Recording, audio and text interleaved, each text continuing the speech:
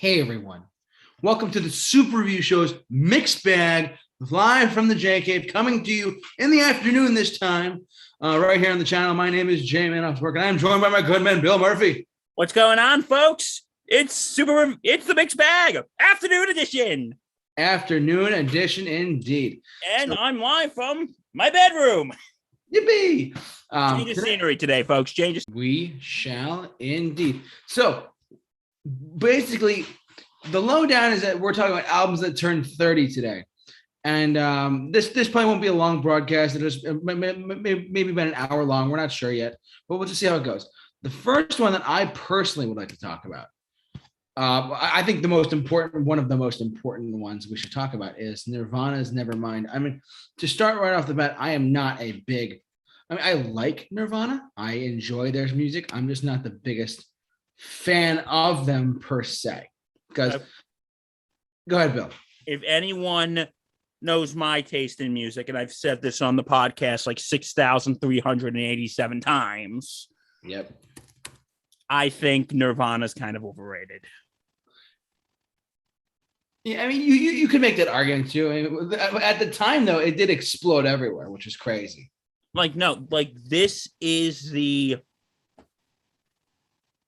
This is the album that really did put Nirvana on the map. Yeah. It really did. Because this has, Smells Like Teen Spirit on it. Yep. And that was it's still played to this day. It's absolutely insane. What do you think of Smells Like Teen Spirit? If you want my honest opinion, I like it. I mean, when I first got into Nirvana, I want to say back in high school. That for me, that was like 4 or 5 years ago. But if I'm being honest, I liked what I heard. I thought Nevermind was a great album. We're all. What's that, Bill? You can be honest. We're all friends here. Okay, yeah. I mean, I liked it. I did I think it was because there was always this perception in my mind of like Nirvana being like this. Oh my God, there's this immense, crazy, like super crazy sound coming out of like these guitars, these three guys, and I'm like, all right, well, I heard of Green Day, but like, honestly though, I have to tell you, Nirvana, I liked it when I heard it. I mean, did I get to a point where I was in my car headbanging? Kind of. But at the same time, I grew out of it kind of quickly, which is kind of surprising. When we get to another band and a debut album that I think is great, when we get to that in a little bit, we'll talk about that later. But I think that Nirvana's Nevermind, honestly, it still holds up as a fantastic record. It's widely regarded as one of the best albums of all time, because it did do something that was completely out of the ordinary. Like you got to think, 1990, like a year later, when this was released, this launched a movement of music called grunge. And yes, grunge was 92, 93, 94, like, and then pop punk took over with Green Day. But alternative rock was like, this was one of the starting points of alternative rock. One of the starting points. This album changed a lot. Like when it took over, it rewrote the rules and it wiped a lot of the 80s hair metal right off the bat, like right off the face of the earth. Like so many bands that were so popular, like whether it be Extreme, whether it be Rat, Warrant, these bands that like, nowadays cannot perform to live audience, to large audiences, were wiped out because of Nirvana. Like Def Leppard, Motley Crue, these bands took huge hits. Yeah, because here's the thing. I actually have a friend of mine. You have friends? Yes, JC, I have friends outside of you. You've met some of them. Got you back, buddy. You've met some of them, buddy. Remember? Yeah, I remember. Yeah. Such as Justin Favara and my very dear friend, Mr. Matt Hemsley, who might not be watching right now. He's probably very busy. But anyway, that's all right. Matt, if you're watching, shout out for you, buddy. You do, Justin. But anyway, a friend of mine said that he used to be a really big metalhead. Yeah. And I've talked about this friend before when we talked about toxic fandom. He hated Nirvana because he said grunge killed everything that I love, because grunge basically killed hair metal. It really did. I mean, like the most successful last great album of hair metal, in my opinion, was Def Leppard's Adrenalize in 1992. That was the last like big thing that came out of hair metal, was that late in the game. After that, like, Kiss, Def Leppard, they all started doing like grunge type albums, and this was the reason why they did that. But the thing is what you got to know is don't screw around with the formula. Just do what works. And I think maybe because when Nirvana started getting big, Def Leppard and all those bands tried to be like Nirvana or Pearl Jam. Yeah, they all got flannel shirts, and they started sounding like Temple of the Dog and Chris Cornell, you know. Rest in peace, Chris Cornell. We miss you. But anyway, but then this, I think, opened the door for stuff like Pearl Jam and, like you said, Green Day. But I think this opened the door for, and Chester Bennington, We Miss You, Linkin Park. Linkin Park, another one. I think if there was no Nirvana, I don't think there would be any Linkin Park. I mean, Nirvana is technically one of the most influential bands of all time. And listen, like I said, I am not a big fan of Nirvana. Yeah, me neither, but because like there's only a few songs by them that I actually like, but it's just that listen, like I said, Smells Like Teen Spirit, I'm going to admit it's kind of overplayed. Absolutely. It's like the only one that's played it anymore. Like, I like, what's that song? I like Come As You Are. Come As You Are is pretty good. I like, I think I like Heart Shaped Box. Oh, wow. Yeah. Dude, go to an. That's the album cover. It's okay.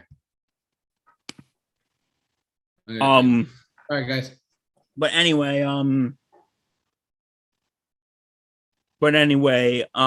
yeah, no, but as many of you know, though, Kurt Cobain did not like Smells Like Teen Spirit. No, of course not. No, he hated his success. And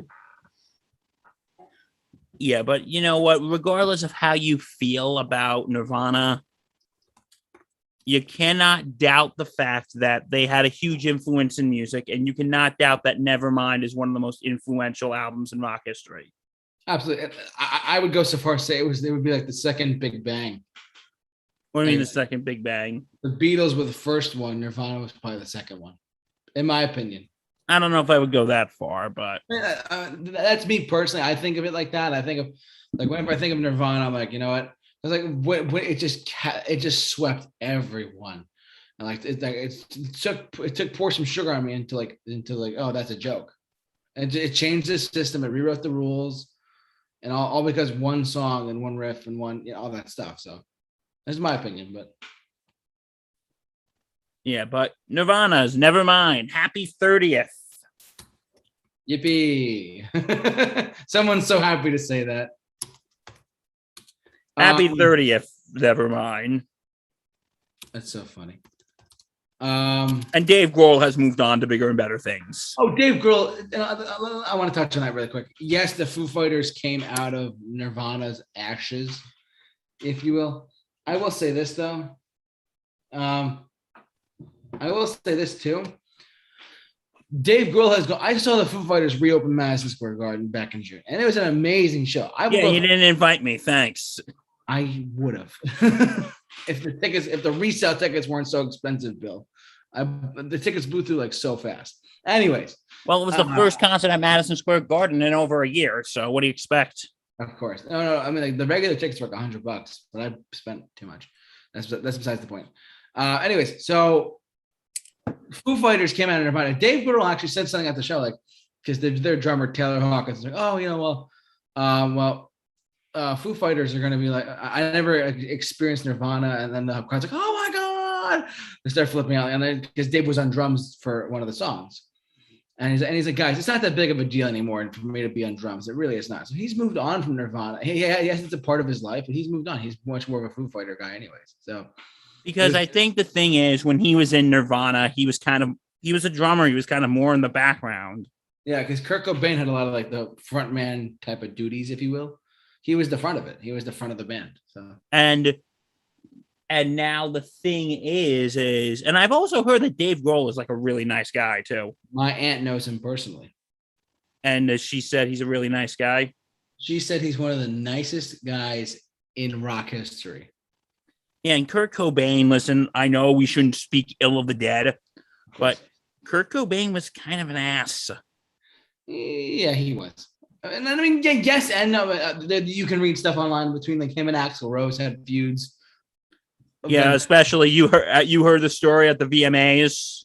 Oh yeah. For those of you who don't know, actually no, I think Nirvana was actually asked to tour with Guns N' Roses, and Kurt Cobain said no. And at the VMAs, Axl Rose, I'm guessing Courtney Love mouthed off to Axl Rose, and Axl Rose basically told Kurt Cobain, "Hey, keep your wife in line." And then they got into a fist fight. Yeah, because also Cobain couldn't handle fame as well as a lot of other people. Like, could I handle that? No. But could Kurt Cobain handle it? No. Kurt Cobain shot himself in the chest because, and I'm not trying to speak of the dead, but he shot himself because he just can handle it. It's a lot to go through, like being a front man of a band or being the pop star. It's a lot because the whole world knows who you are. Yeah, or we just, and I'm sorry if I'm going on a tangent. This is more for my other podcast, but or what we just saw recently in the Olympics with Simone Biles.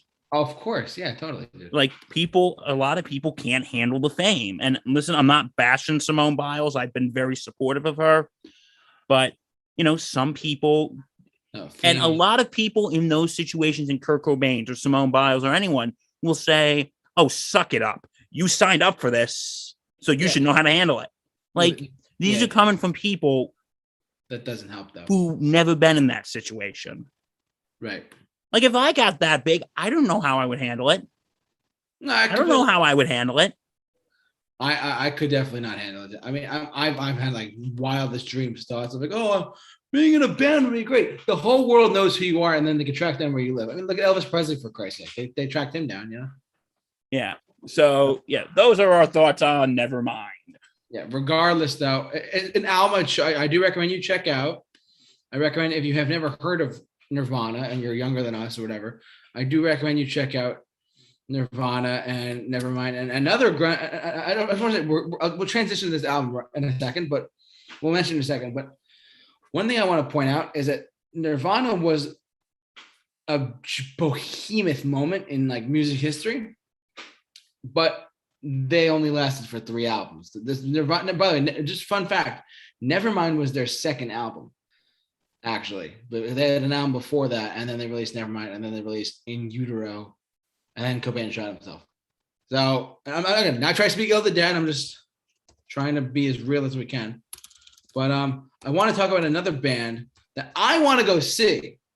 Personally, everyone, I want to go see.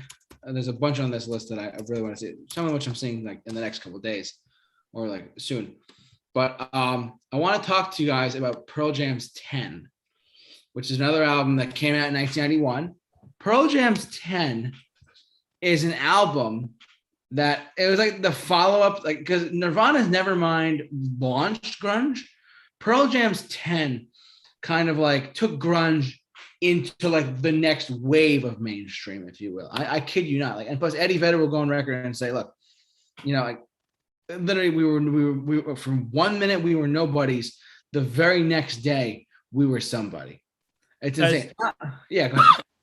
Because I'll say this, and I hate to go back on Nirvana here. I think after Kurt Cobain killed himself and Nirvana was done, I think Pearl Jam, I don't know if this makes sense, Pearl Jam kind of picked up where Nirvana left off. I could see that. I agree with you, and I slightly disagree at the same time. Because like Nirvana, Nevermind came out. Then this came out later on in August. No, you're absolutely, no, you're right. Hold on. Because this came out first, actually. I take that back. Hold on. Because the release date, this was August 27th, 1991. Nirvana's Nevermind came out on, hold on one second. Nirvana's Nevermind came out in September. So look, Pearl Jam's 10 was released on August 27th, which is coming up this month. And Nevermind came out on September 24th. That's insane. Because like this one I didn't realize that until now. So what Bill and I are trying to explain is 10 came out first in August of 91. And then the next month, Nevermind took off. And 10 was like kind of like almost like by fate cemented with them and was launched up the charts as well with songs like Jeremy, Even Flow, Alive, the earlier bigger hits from the early 90s. Why Go? Even Flow. Yeah, I've heard I cannot testify for this. I have not seen Pearl Jam live. I have not seen them live, but please hear me out, internet and world. I would love to see Pearl Jam because I've heard their live performance is astonishing, like amazing performance live, from what I understand. My aunt, again, who I name dropped before, but she knows Dave Grohl kind of personally. She's also met Sting from the Police. She's met Brian May and Roger Taylor of Queen a couple of times.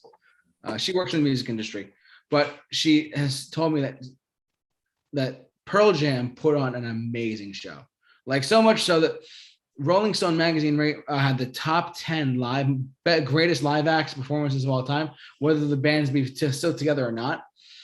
If I'm not mistaken, it was Bruce Springsteen and the E Street Band at number 1, which to me is no surprise, but that's me personally. Bruce Springsteen, little biased, slightly biased, but not entirely. Springsteen, the Stones, the Rolling Stones, the Who. I believe it was Pink Floyd. Then it was, I think it was number 5 was, I gotta look it up. Hold on. Top 10. I don't care if we're doing this live or not. Live acts of all time. Rolling Stone magazine released this, and it was back in 2011 when they released this list. But I wanted to just get you guys just for the sake of 10 years. That was 10 years ago. This was literally 10 years ago, but to be honest, it still holds up. So look, Springsteen came out at number 1. I know we're going on a quick side tangent, but hear me out. So the Springsteen was number 1. Jeremy, Jeremy. The Rolling Stones was number 2. The Who was number 3. Pink Floyd was number 4. Led Zeppelin was number 5. That's what it was. What do you call it? Queen, U2 was number 6, which actually doesn't surprise me either. Queen was number 7. Pearl Jam was number 8. Grateful Dead was 9, and Kiss was 10. And you've seen most of these. I've seen Bruce Springsteen and the E Street Band. I've seen the Rolling Stones. I've seen the Who. I've seen U2. I have not seen Pearl Jam. I've seen the Who. When we going, dude? Hey, whenever you're ready, man. So, like, regardless, though, my point is Pearl Jam are here for a reason. They wrote phenomenal songs after 10. They wrote albums such as Versus Vitality. Vitality has Better Man on it. And it was 94. Like, they were still going strong. Can't find a better man. Yeah, like, come on, like Pearl Jam were here for a reason. They wrote great songs, and then even John Bon Jovi will exist. If you want to like find out like more about like from a hair metal perspective, or like lump into that like category type thing, John Bon Jovi did an interview on YouTube. Like just search up Raised on Radio, John Bon Jovi grunge, and around the 18-minute mark in the video, you could find him talking about how grunge, as it rightfully should have, to quote him, destroyed hair metal, which I kind of agree with. Pearl Jam, though, going back to Pearl Jam. Pearl Jam, I'm curious to see them live. I've heard they're amazing. I've heard astonishing things, and I know that Bill and I want to see them together. Maybe not. We'll see. No, I'd see them. Like, I'm not a huge Pearl Jam fan. Like, I've just never heard a lot of them. Yeah. Like, I like Even Flow. I like Better Man. I like Jeremy. Yeah, that's all off 10. Alive is another one. Black is another one. And it's funny. Like, and I'm sorry we keep going back to Nirvana here, but it's like, if you asked me a few years ago if I liked Nirvana or Pearl Jam better, I would have probably said Nirvana because of that one song, which is, of course, Smells Like Teen Spirit. But now I'm like thinking, you know what? come to think of it, I think I like more Pearl Jam songs than I do Nirvana songs. Partly because they've been around a lot longer too. They've been around for like 30 years. Can't find a better man. Yeah, but I would like, because Eddie Vedder is absolutely amazing. I've heard he's a very nice guy too. Actually, there's a video of him with Bruce Springsteen and Tom Morello, 3 crazy crossover people. Bruce Springsteen's on tour in Australia, and he brought out Eddie Vedder to sing "Highway to Hell," but Tom Morello's on guitar. It's insane. It's like crazy. And also, you know who also Eddie Vedder's very good friends with? Roger Waters from Pink Floyd. Oh, I didn't know that. Okay. They're like really good friends. Yeah. Eddie Vedder made his way around. Once he became famous, like, I get to know Neil Young, I get to know the Ramones, whoever, Springsteen and Bono. It's weird. You can kind of cluster together a couple of different groups into one. Like, if in my mind, like, Springsteen and Pearl Jam are closer than you would think, and along with the Foo Fighters and along with U2, like those types of bands kind of like fall together, in my opinion. I don't know why. Oh, we got to talk about another. I just have another album that we have to talk about too. All right, what is it? So Pearl Jam's 10, another big one. Nirvana's never mind. We can get out of that. We'll get to Metallica. Yeah, never mind that. We'll get to that in a little bit. We'll get to Metallica in a minute, but I want to talk about REM's "Out of Time." This has the song. Now, you think "Smells Like Teen Spirit," Jeremy, "Under the Bridge" by the Chili Peppers, Guns N' Roses, "Use Your Illusion" 1 and 2 with November Rain. What was the #1 song at the Grammys that year? "Losing My Religion" by REM. Unfortunately, they no longer tour. They disbanded it literally 10 years ago. But man, I would love to see them. But think about this. "Out of Time" was released in this year as well. It's insane. Bill, any thoughts on REM's "Out of Time"? "Losing My Religion's" on it. "Shiny Happy People." Yeah, well, "Losing My Religion," I actually really do like that. I really do like that song. It's like bleak, but not too bleak. You know what I mean? Yeah, I got you. That's me in the corner. That's me. Spot like "Losing My Religion." It's actually, I love that album. I like the album. I'm not the biggest fan of it. I think their best album is their next album, "Automatic for the People," but that's me. It's one of the best. "Losing My Religion," though. And also the song "Shiny Happy People," they freaking hate that song. That's not true. Wait, what? Yeah, I was listening to because Spotify. Again, if you don't have Spotify, what is wrong with you? Like, Spotify, they give you like little back history of the songs underneath this when it's playing and stuff. It gives you the song facts. Apparently, and I didn't realize this too until the other day. REM, they do not hate "Shiny Happy People" at all. They really don't hate it. They actually like it a lot. They just don't. They've never played it. They played it once on SNL, and that was it. They literally played the song once. But I heard that they didn't want it on their greatest hits album. I did not hear. But all I know is that they wanted it to. "Shiny Happy People" is one of the songs you hear. It's very catchy. It's a kind of a stupid, not stupid. It's a goofy song, but it's great though. I do recommend it if you've ever heard it. Happy people. Yeah. So, also, I just want to say this too. "Losing My Religion." Did you know that Michael Stipe, lead singer of REM, he sung that in one take? He sung "Losing My Religion" in one take, and that's on the record. And you didn't meet Michael Stipe, but you saw him at the Garden. Yeah. So Bill is bringing up a story that I will tell briefly. So when I saw Elton John in 2019, well before the pandemic. Back when Corona was just a beer. Back when Corona was not even in existence. When it was just a beer. I saw Elton John, and my aunt, as I said, works for Elton John. She was a big, she's in the music industry, does promotions and tours and stuff like that. Anyways, so she works for Elton John. She got us tickets. She met us in New York City. She met us at the Garden. And all of a sudden, first thing I noticed is these crazy, weird-looking guys are walking around. And I didn't know it was Elton John's band. Elton John's band was walking around me. It was crazy. I'm like, oh my God, this is insane. Second thing happens. Who walks in the VIP lounge? Michael Stipe, the lead singer of REM. and he was like directly behind me. He was talking to whoever it was behind me. And my aunt said, "Do not talk to him. I don't know him." I said, and I'm like, okay. Like my face was all like shy and lit up. I was like, holy crap, I'm like rock star central right now. This is awesome. My dad's like, I loved REM in high school. It's funny. But yeah, like honestly, he's a very, very shy guy. I understand. He's very quiet. His voice is kind of quiet.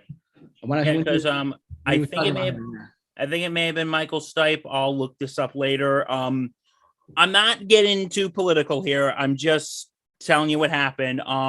Back when I was in college, Bernie Sanders was campaigning.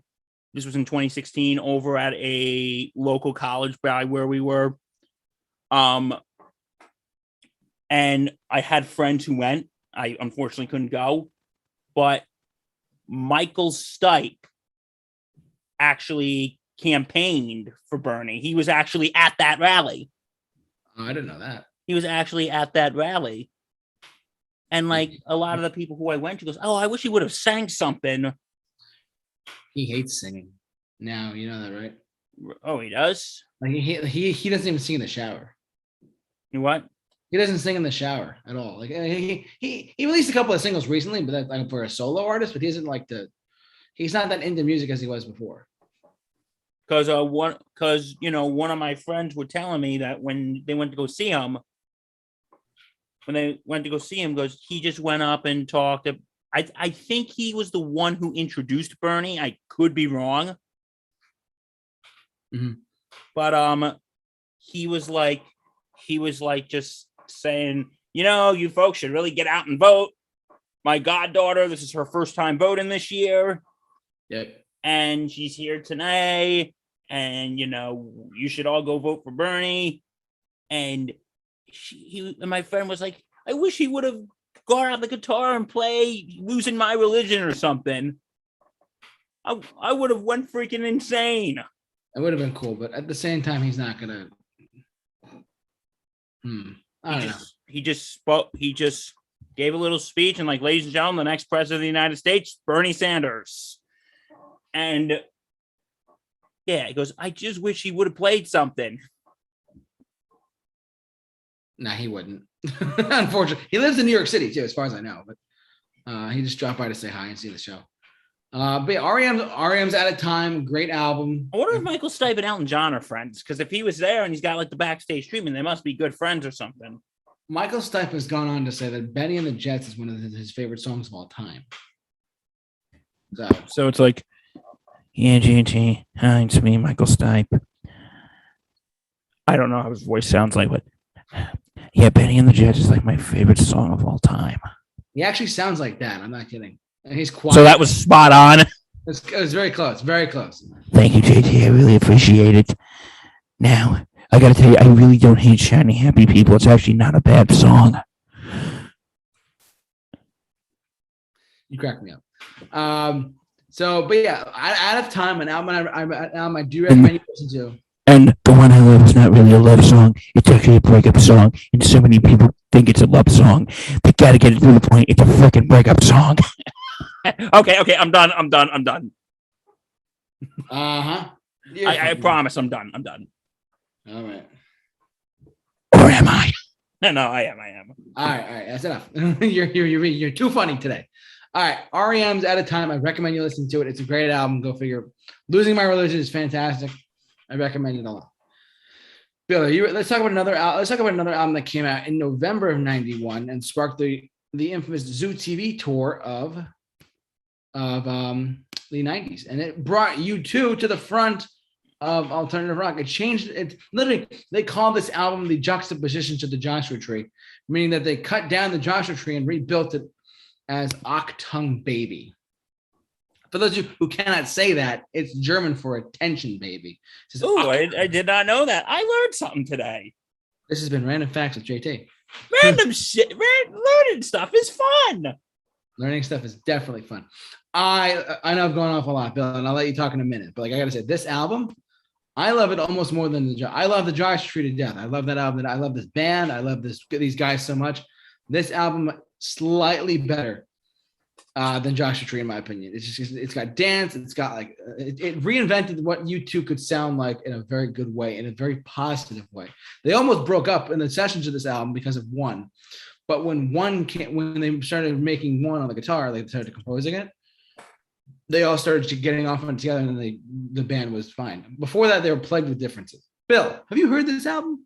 I've heard of it. Like the only song I really know off this album is One, which is actually one of my favorite no pun intended, one of my favorite U2 songs.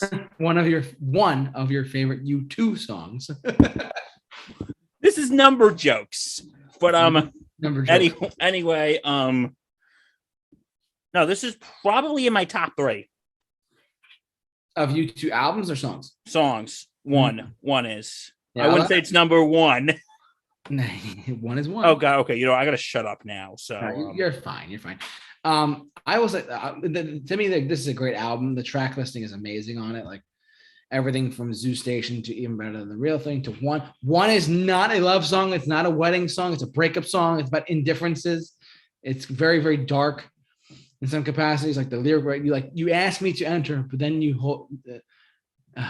you ask me to enter, but then you make me crawl, and I can't be holding on to what you got, and when all you got is hurt. That's not a love song. No, because because a lot of the music videos for it, like there was one, I haven't seen it, but I read it. There was one music video of that song where a son is telling his father that he just tested HIV positive.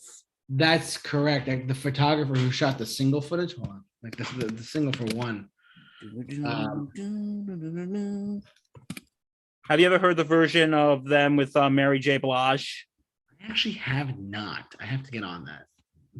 I kind of like the version without me. No disrespect to Mary J. Blige, one of the best singers of all time. Of course. But I kind of like the version without Mary J. Blige better. And that's no disrespect to her, but yeah. This is what you were talking about, right? Because this photo is about a buffalo being killed, and the guy who took this photo was HIV positive at the time. Oh, that's interesting. That's when this has been random fact with JT. God, you're showing the random facts today. I am. I'm a big U2 guy. That's why. Octung Baby. Yeah. So like. So it's not a love song. It's a breakup song. It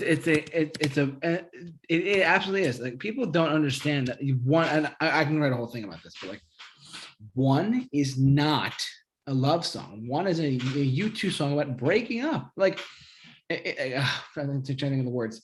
Like one love. We had to carry each other. The line I just said, like, you ask me to enter, but then you make me crawl. And I can't be holding on to what you've got when all you've got is hurt. You really think that's a wedding song? Like, come on, guys. And that's like really like what I was just talking about. I joked about it in my Michael Stipe impression. But that's like with REM, how people think that song, the one I love, the song, this one goes out to the one I love. Yeah. Everyone thought that was a love song. And in the 90s, a lot of people calling the radio stations go, this is for my girlfriend, my boyfriend, my wife, my husband. And they actually thought it was a love song until Michael Stipe said, no, it's kind of it's a breakup song. Yeah, it's not that great. It's like so funny. All these songs, I'm not gonna go on too big of a tangent. I'll send this to you, JT. But there was this article of the top 10 worst wedding songs, and there was like one song about I think the song "Every Breath" was on that song. Oh my god, it's a stalker song. That's a stalker song, and the song "Someone Like You" by Adele was on that. Again, that's a breakup song. People are idiots. People got to interpret this the right way. But getting back to the one I love for a second, Michael says, well, people think it's a love song. I guess we could think it's a love song. But yeah, but that's like just so funny how songs are. You know what? One day we got to do a show. Songs with misinterpreted meanings.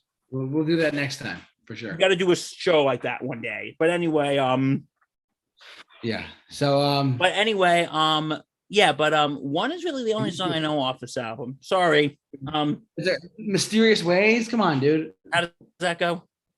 It's all right. It's It's all all right. right. It's in mysterious. Oh, that one. Yeah, it's a big hit off this album. Who's gonna ride your wild horses? It's great. That's a great song. Who's gonna ride your wild horses is a great song on this album. Oh my god, it's so fun. This is a great album. Also, the last song of the album is the darkest one. What is it? Love is blindness. It's very brief. It's like 2 minutes, but it's so like dark. What's it about? It's like literally what it says. Love is blindness. Like it's a very like 2 minute version of saying how love can blind you. Like I kid you not. There's one line. Isn't that something that just cheers you up? Yeah, right. This is a great album though. I got to tell you the truth though. There's a crazy thing about this, right? This album, there's a song on this album, and then we'll go to Metallica next. But this album has a song on it called "Trying to Throw Your Arms Around the World," and there's a line in this song that makes me always just think to myself, "I love you two so much for this.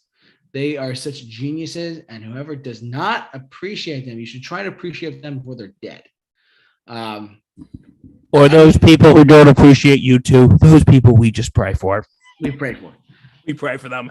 The line goes like this: "And a woman needs a man like a fish needs a bicycle." It sounds stupid, but if you really break that one line down, women don't need men. It's very true. It's a very activated line. It's a very activist line. So I don't want to go too in depth with that and get too political, but like that's my thing. So, but This has been Things with JT. This has been Random Facts with JT. God, I gotta start pulling up random facts.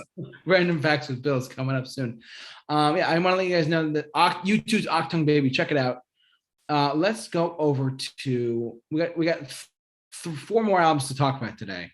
That are pivotal for the year 1991. We got 4 more to talk about. And I'll get into it for a second. And it turns 30 this month. I cannot believe I'm saying this, but Metallica's Black Album is basically almost turning 30. I cannot believe this. I Enter Sandman, Nothing Else Matters, Wherever I Roam. These are some great songs, and it debuted at number 1. It was their first number 1 album. It was their first number 1 album on the Billboard 200, and the Black Album was astonishing. It's been certified 16 times platinum by the recording industry. Like I said, it debuted at number 1. They get them their last album, Injustice for All, debuted number 6. That's a huge step for metal. Like for a metal album to chart that high has been insane. Like back in the day, like, oh my god, yeah, like this new like thing, Metallica, it's crazy. They're doing great. Like blah blah blah. This is madness. To think that the Black Album came out at number 1, a testament of how good Metallica is, how great of a band they are. By no stretch of the imagination I really like Metallica. I'm not gonna say I love Metallica. I really do. Metallica to me is one of those few bands in life that like, you have to get into, because their music, regardless of what you may think of it, it's that good. It's that amazing. It's that astonishing. It's epic. They broke rules to make themselves a household name. They made themselves one of the most insane, like, to think that they would clump themselves in like like Kiss, Guns N' Roses, Metallica. They're not even the same like genre in a sense. They're heavy metal, whereas Guns N' Roses is not like. Hey Bill, Guns N' Roses is not like true heavy metal. It's more like hard rock, really hard rock. But Metallica's Black Album was a testament of how they made things streamline and chart the Hot 100 back in the 90s. Enter Sandman, The Unforgiven, Nothing Else Matters, Wherever I Roam, and Said But True all charted back in the 90s and became their best-selling album. Bill, what's your take on Metallica's Metallica? I'm not a huge metalhead, but yeah, I really do like Enter Sandman. Yeah, I'm not either. I got to tell you that right up front. I'm not that. I'm a huge, because a reason why I do like Enter Sandman is because, as most of you know, I am a huge Yankee fan. If you could tell by my bedroom, I got all the stuff here. But because that was the entry song for the greatest closer of all time. Preach. Mariano Rivera.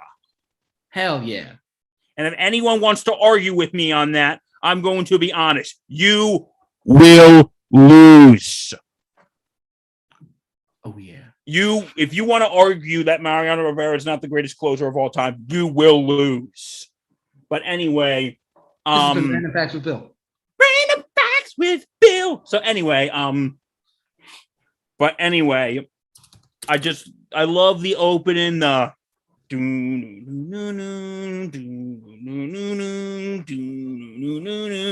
then it just goes, and it just breaks through. It was awesome, dude.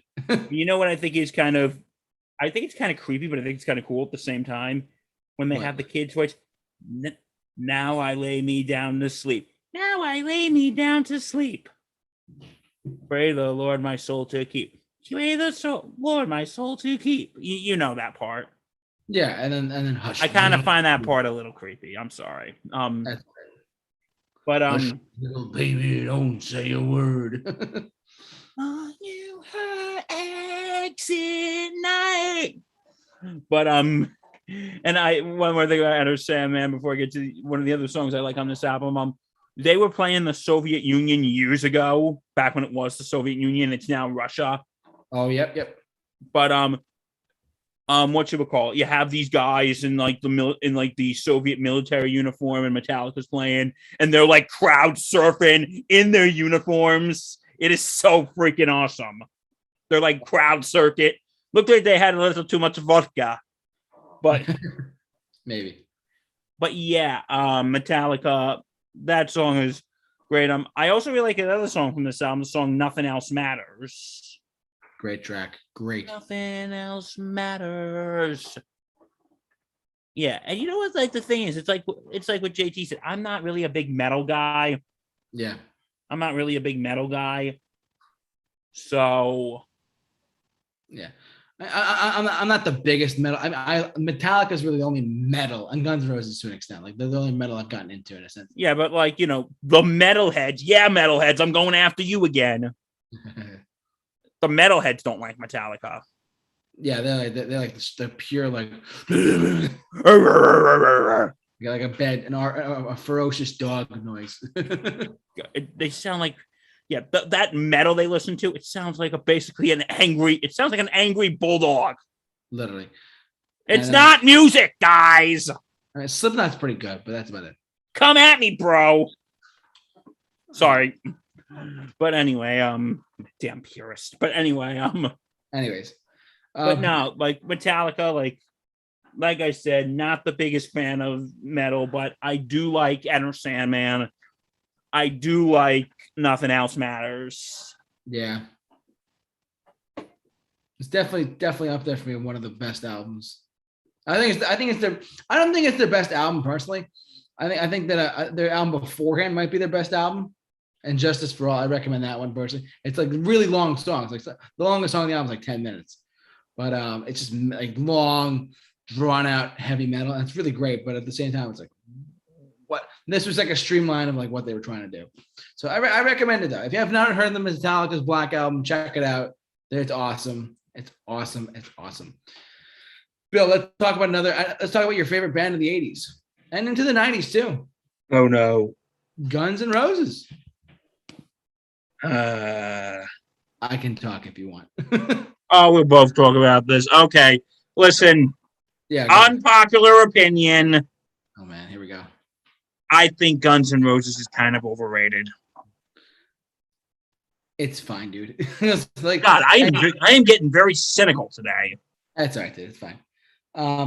Fun fact, Bill. Did you know that I'm seeing Guns N' Roses tomorrow, August 5th? God, you're doing 2 concerts in a row, huh?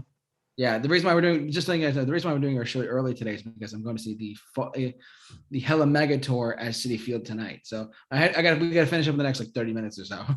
Okay, we'll get this done quick and painless. We'll talk about this one and the next two. We're all set. So, fun fact: Guns N' Roses' Use Your Illusion 1 and 2 was two different albums released on the same day. Hey, real quick, where are you going to see Guns N' Roses tomorrow? MetLife Stadium, New Jersey. Okay. But anyway, what was I saying? I'll tell Axl Rose you said hi. But anyway, no. Yeah, we'll talk about this album. Yeah. So there's two albums. It's two. Use Your Illusion 1 and 2. Both came out on the same day in September of 1991.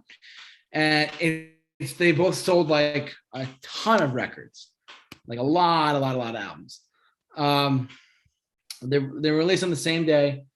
I love both, to be honest. Like this, Use Your Illusion 1 has November Rain on it. And I actually do like November Rain. I actually do like that song. Okay, good. Use Your Illusion 1 has, I'm trying to find the track. Oh yeah. Cover Live and Let Die is on there. Don't Cry. Dead Horse, Coma. Those are pretty good tracks. I haven't, fair warning, everyone.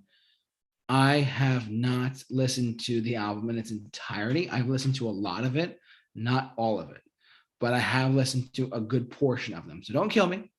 But I do love a lot of songs off these albums. Like there's 16 songs. There's this whole one album is an hour and 16 minutes long. And let's talk about the other one for a second. Use Your Illusion 2. My dad got into Use Your Illusion 2 more because it had just over one. I'm not sure why. He just picked that one. It has Civil War. It has Yesterday. You know that one. So Fine is pretty good. Strange is pretty good. You Could Be Mine. Don't Cry Again with alternate lyrics. Locomotive. Breakdown. These are really ferociously great songs, in my opinion. Bill obviously is having his own opinion on this. Yeah. The only song I really know on this album, and I want to give an apology to my very, very dear friend Daniel Zuckerman, because he's going to hate what I'm about to say. I actually kind of like their cover of Knocking on Heaven's Door. It's a pretty good cover. Yeah, my friend hates that cover. Well, I see a hardcore Bob Dylan fan. He's not the biggest fan of Guns N' Roses. And like I said, neither am I, really. As I just said, I think Guns N' Roses is overrated. But, yeah, but I said I do like, from them in general, I do like November Rain. I like their cover of Live and Let Die, Knocking on Heaven's Door. I also do like Paradise City. Paradise City, well, it's not on this album, but I do like Paradise I was just talking about in general. Okay. I do like Welcome to the Jungle. Yes. And I'll be honest, I hate Sweet Child of Mine. I know you do. I hate that song. Yeah, but I won't sing it too, so you don't have to get in your head. Yeah, unless this would be the headline. JT sings Sweet Child of Mine, and Phil ended up getting committed because he wanted to scrab through the computer and strangle JT. Oh boy! All right. Anyways, and then anyway, but yeah, I don't really know much about these albums except for the first one for November Rain. Yeah, I mean both. I like both albums because they just started releasing so much. They started writing so much music; it's insane. So they just started writing a ton of music, and I love both. I really do. I love both albums quite a bit, and they both came out in 1991, and they've recorded for a long time. Like September 17th is when they came out, and it was an insane time to be a rock fan.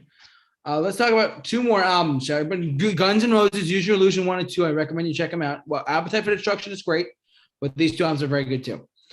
Let's see. Let's talk about Bill. I'm not sure if you're a big fan of them. I like them quite a bit, but the Red Hot Chili Peppers?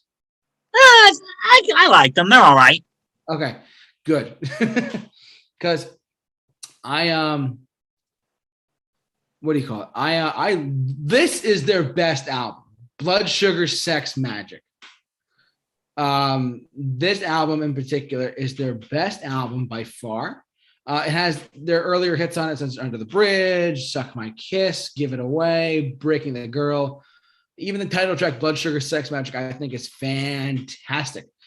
Now, this album, funny thing, this was the album that broke them into the mainstream. At the same exact time, Bill, I don't know if you knew this, Under the Bridge reached number 2 on the Billboard Hot 100, and it remains to this day their only top 5 hit. And they've had plenty of other hits afterwards, tons of other hits afterwards. They've had even hits in the 2010s so far. There's a song that charted in 2016 and 2014. 2 different tracks that charted the Hot 100 really high. But no, you may not have heard of them because Heard of what? The Red Hot Chili Peppers songs that charted in the 2010s, such as The Adventures of Rain Dance Maggie charted in 2014 at like number 35 of the Billboard Hot 100. 2014.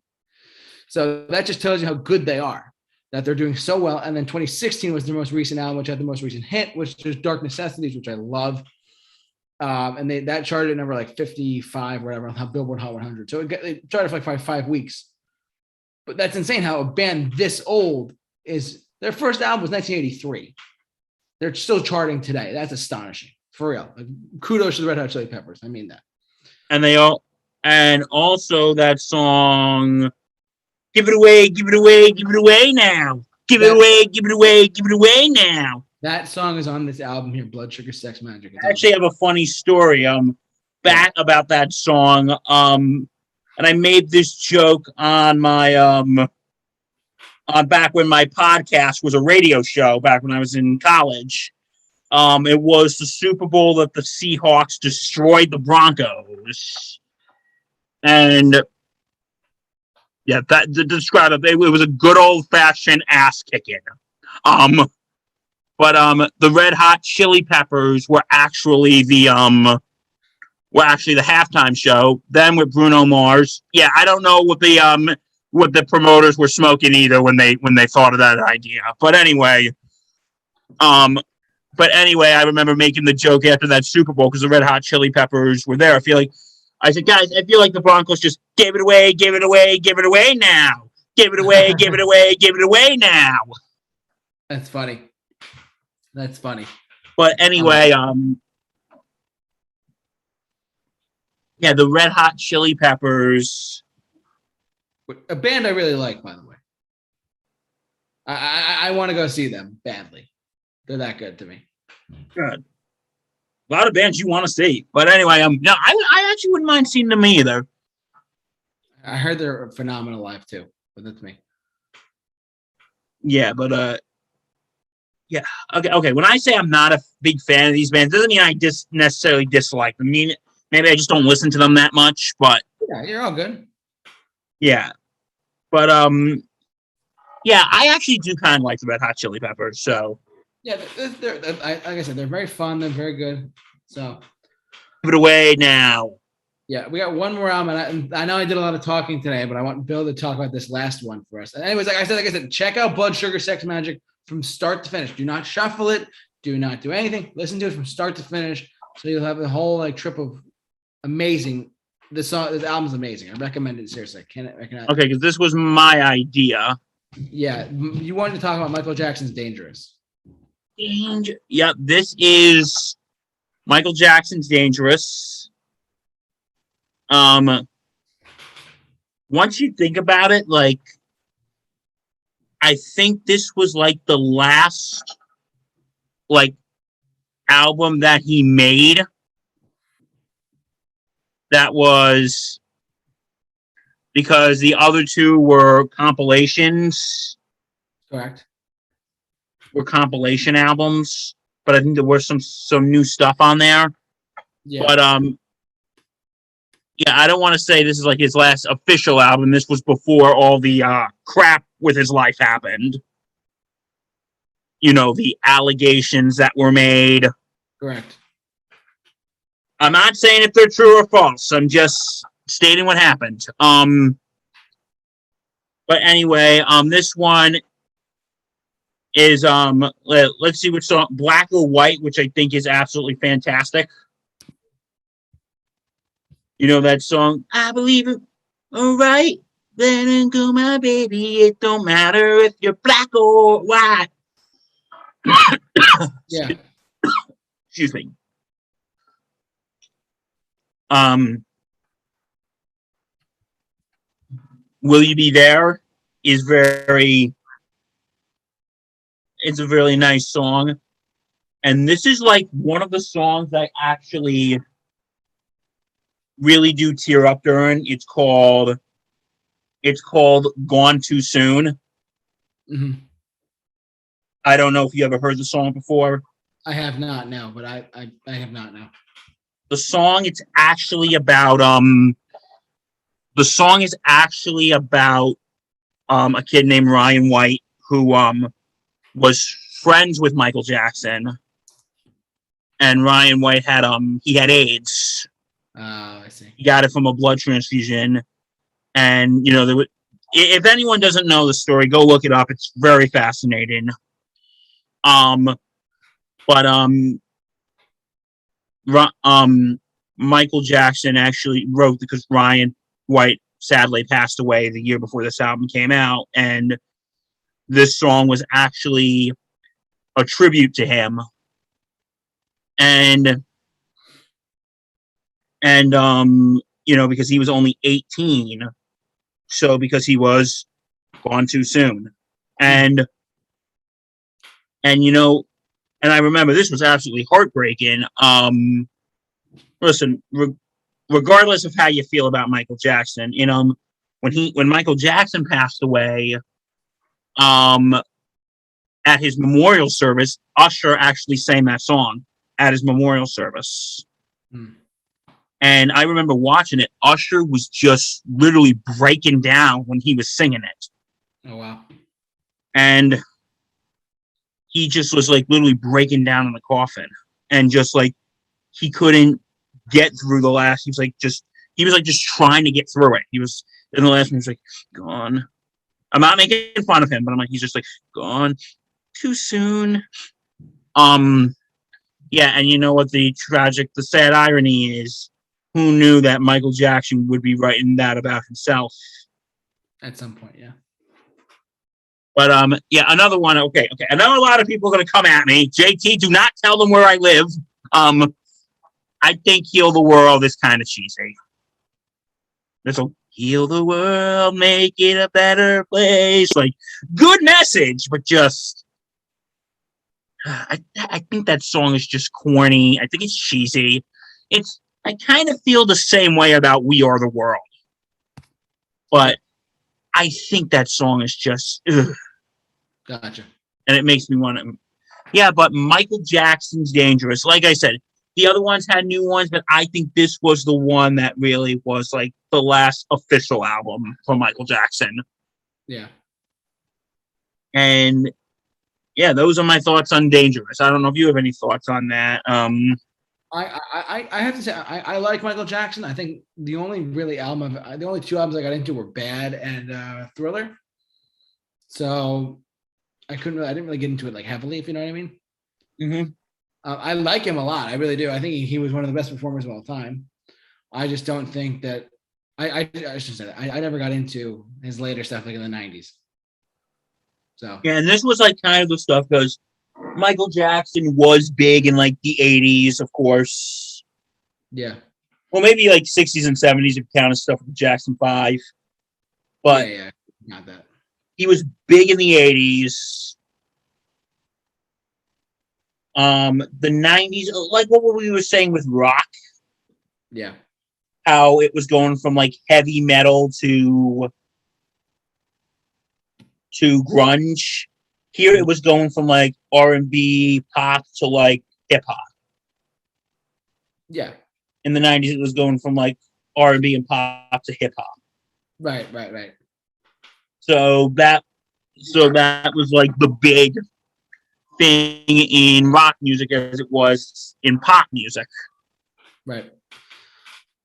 Fun fact, though, did you know that coming for a full circle to close out this episode of Mixed Bag, coming full circle, did you know that the album that knocked Michael Jackson's Dangerous off the charts, you know what album was? Which was it? I'm curious. Nirvana's Nevermind. It knocked this out of the top spot on the Billboard 200. Wow, that's interesting. And we came full circle. How about that? Because we started with Nirvana. Yeah, and you know what? Maybe that probably makes Nevermind even more significant because Nirvana, because don't forget that was only like their second album. Yeah. A scrunched up new band, relatively new band, knocked the king of pop off the number one spot. Famously. Insane. Knocked the king of pop off the number one spot. Isn't that crazy? That's insane, my friend. So. I guess that's it, huh? I think that's it, Bill. I think we covered a lot of good stuff today. Good stuff. I want to thank all of you for joining us today. Hopefully you enjoyed this wonderful podcast/broadcast. This podcast broadcast. Thank you so much, my good man Bill Murphy, for joining me today. Always a pleasure, my friend. Thank you, sir. Like I said, we did this earlier today, so I could still squeeze in mixed bag and go to the show tonight, which I'm leaving to in about literally 10, 15 minutes. Okay. I gotta go. But plus, guess what I gotta do right now? What do you have to do, Bill? Check out the Sports Insanity podcast. We are on all platforms. You know the routine by now, JT. We do this. I promote my podcast. It's a beautiful thing. Check them out. They're great. I do recommend them quite a bit. If you want to get to know anything sports related, by any means, they know the stuff. And you were listening to us while you were driving through this great land. I know. And actually, I did. It was great. I was like, you know what? Maybe we should switch it up a little bit. But seriously. Yeah, you're listening to driving music, and then you're listening to me scream about things. And then I listened to Mixed Bag on top of that, which is even funnier. Okay, so well, that's our show this week. Yeah, thank you guys, and we'll be back next week at a regular time in the evening. It should be fine. Should be fun. Should be amazing. Should be awesome. We hope to see you guys next time. Thank you so much for tuning in. We'll see you guys later. Peace. Take care.